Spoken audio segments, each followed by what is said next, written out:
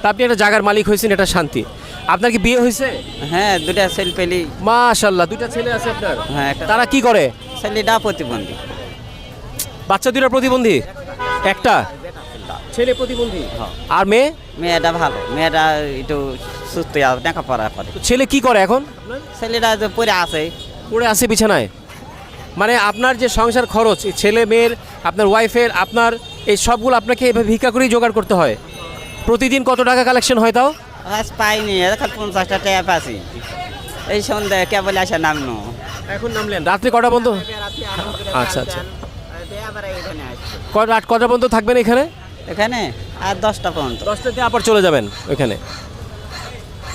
তো এখন বাজারের তো ধরেন অনেক ঊর্ধ্বগতি, এই চলতে সমস্যা হচ্ছে না, কষ্ট হচ্ছে না এত দাম দিয়ে জিনিসপত্র কিনতে?